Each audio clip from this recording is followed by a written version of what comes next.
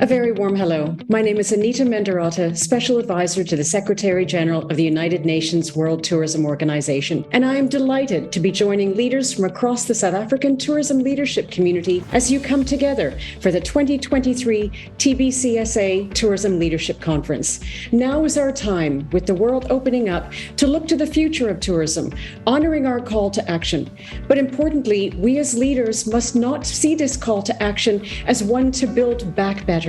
We had over 2 years to look at our industry carefully as we were all grounded, looking at all of its strengths, but also its weaknesses. So building back better is not enough. We need to build forward better.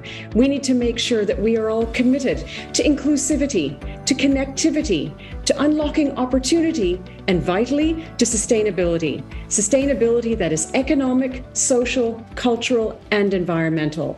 I'm very excited to be with you all to have the conversations that don't focus on the why, but focus on the how, the when, the who, and the how much.